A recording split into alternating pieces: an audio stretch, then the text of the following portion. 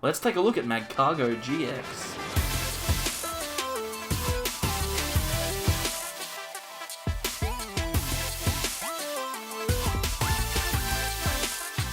Welcome back everyone to more from the Sable Eyes. I'm Mitch, and today we're going to be talking about a deck that could potentially see a bit of play in the new Sword and Shield format, and that is Magcargo. It's seen some success in Japan, including some decent placings in major tournaments, so it's definitely worth taking a look at. Let's look at the list. So let's look at the list here. We've got Magcargo GX coming as our attacker, so we're going to have 4 copies of Slugma. We probably haven't picked the right one. There's probably a better Slugma than this, but hey, it's just a bit of testing. It's not the end of the world if you've got the wrong basic. The key is that you've got the right main attacker, and we do. It's Magcargo GX in this particular list. Crushing Charge in combination with Lava Flow means you've got a good opportunity to take some big knockouts. Lava Flow 2 Fire Energy and a Colorless does 50 plus 50 for each basic energy that you discard from this Pokemon when you attack. That means that you can potentially get a large amount of damage coming off of this Magcargo GX, and the best thing is that you've got a little bit of flexibility with how you get energy onto this Pokemon due to the fact that, one, it's Fire type and obviously has Water support, but also you've got Crushing Charge. If you happen to have a Fire Energy as the top card of your deck, then you can, instead of discarding it, attach it to one of your Pokemon. So Crushing Charge can give you a bit of flexibility of energy acceleration. How are we going to get Fire Energy to the top of the deck, you might ask? Well, we've got 2 ways of doing it. We've got Magcargo for Smooth Over. We could potentially put a energy on top of the deck with Smooth Over to guarantee it, but we're probably going to be utilizing the new Oranguru a little bit more in order to guarantee those attachments. What we can do is we can place a Fire Energy from our hand onto the top of the deck, utilize that effect of the GX attack, the GX Pokemon, sorry, discard the top card from our deck since it's guaranteed to be a Fire Energy. We just attach that one straight to the Magcargo. So we're in a pretty strong position in that particular instance.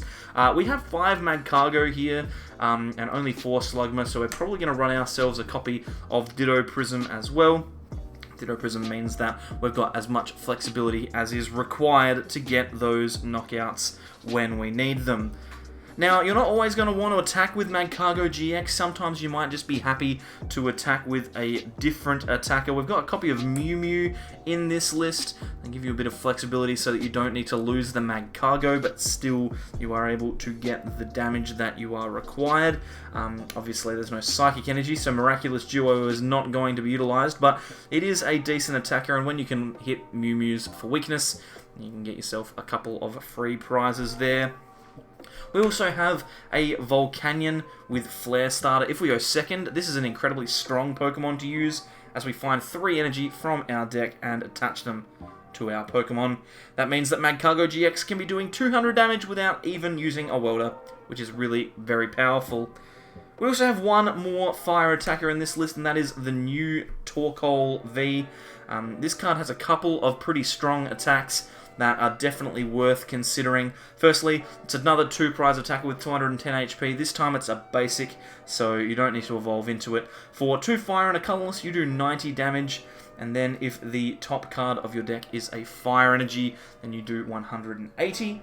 Again, you're guaranteeing that you're going to get that energy when you put it there with Oranguru or with Smooth Over, so you're definitely going to get that extra damage. And the second attack does 120 damage for 3 fire and a colorless, and then when you attack with this, you discard 2 energy from your opponent's active Pokemon. So this is actually an incredibly disruptive attack, and against some decks you're probably going to be using this a little bit more frequently than you'd think. Torkoal V can be your answer to things like Pikarom.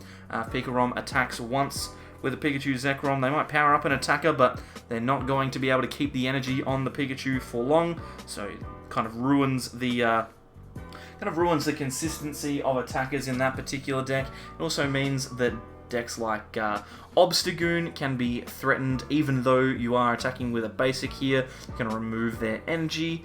You can get rid of energy off of Zacians if you're not already just straight up knocking them out. The most important one, and the one where this is the best, is against ADP. A GX attack, you remove all of their energy, and they've got nothing else to do. So very upsetting from their point of view. We also have 2 copies of Dedenne in the list. We want to be able to make sure that we can get ourselves going on a second turn. If we get ourselves a couple of Slugma in play, we don't mind having a Dedenne on the bench. As long as we've got all of the things in this left-hand column here, we should be alright and ready to go. But in general, it's a pretty straightforward attacking lineup. Going to be getting energy onto Pokemon and then doing big damage, which it's definitely capable of doing. And when you think of the fact that it can trade with Tag Team GXs, you take 3 prizes and your opponent is only taking 2. That seems pretty strong to me. Now, obviously, we are playing a fire deck, so when we look at our supporters, it's a pretty straightforward idea. We've got 4 copies of Welder. Welder is obviously very strong. It's not quite as good as it used to be, but the effect is still broken. And for a card like Magcargo GX, we're not super reliant on getting that Welder every turn like an old Ability Zard would be, so it's not the end of the world if we do miss a Welder. On turns when we do, we might consider playing one of our 2 copies of Cynthia.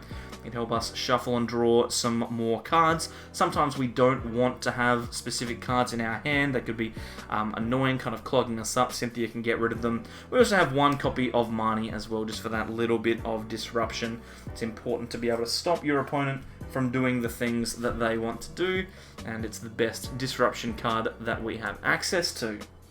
We have a ton of Pokemon Search in this list, starting of course with the creme de la creme, that is Quick Ball.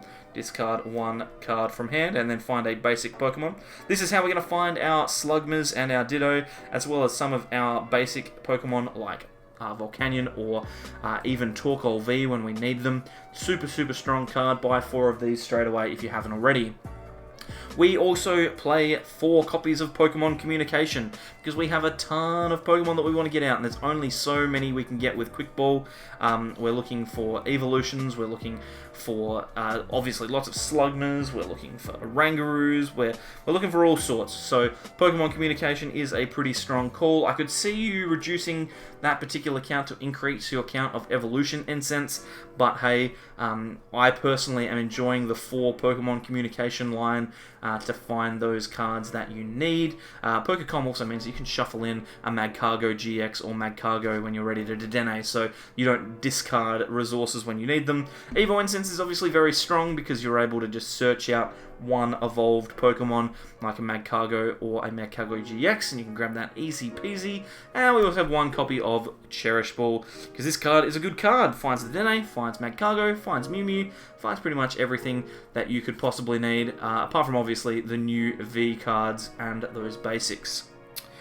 We have 3 copies of Switch in the list. You'll notice that there's a lot of hefty boys in this one. Torkoal has 4 Retreat, I think. Magcargo is pretty chunky as well. So if we find ourselves in a position where a Pokemon we don't want is in the active, we are going to need to find Switch.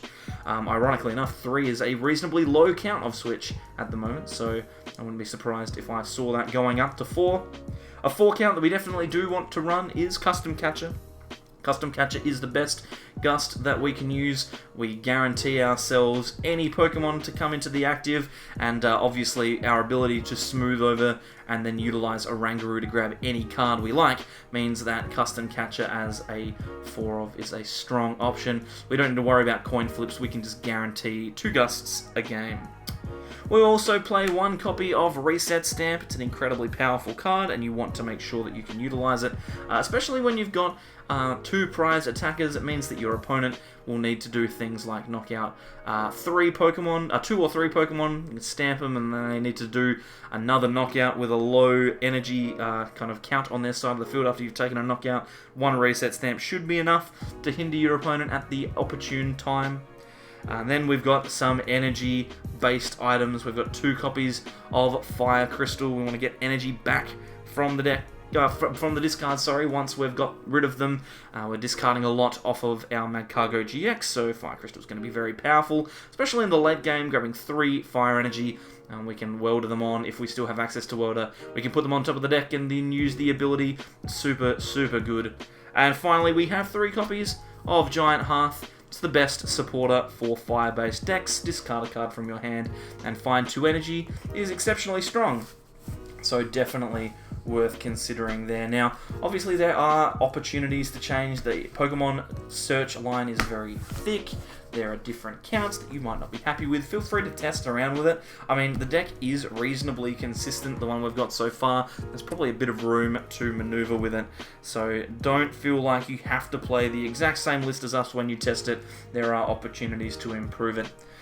Onto the energy, we are going to need quite a bit of it. We're a fire deck, so we're playing 4, 8, 12 copies of fire energy. We're obviously going to need as many as possible. We want to be able to search them out. We want to be able to put them on top of the deck to accelerate them with Magcargo. We want to be able to search for them and discard them. There's lots of things that we want to do with fire energy in this list. So 12 seems like a reasonable number. I mean, you're not playing 18 like Reshizard, but I think 12 is going to be enough. So there you go, a pretty strong list. If you're looking to test something that's a little bit off meta to start off with, if you're looking to test out a fire deck, this is probably one of the ones that is going to see the most play going forward. It's Magcargo GX, definitely worth investigating. That's it, Magcargo has a lot going for it. It's a deck that can definitely hang with the big boys. It's not necessarily going to be the best deck, the most consistent one going forward, but it is still very powerful, and it's definitely worth being aware of as we move into the Sword and Shield format. Thanks everyone for coming along and taking a look at this one. We'll see some gameplay with Magcargo pretty soon, and we've also got some more decks for Sword and Shield coming up, as well as the top 10 decks for this format, decks that you might like to test coming up in the next week or so too. If you'd like to see those videos or any of our other content, then consider subscribing. Click the button that's just about here. Over here are some videos that YouTube thinks that you might like to watch, and we've also got a playlist down the bottom that you can click on to see some more Sword and Shield testing. Follow us on Facebook and Twitter at @thesableeyes_YT, and thanks very much for coming along. We'll see you next time for more from the Sable Eyes. Bye.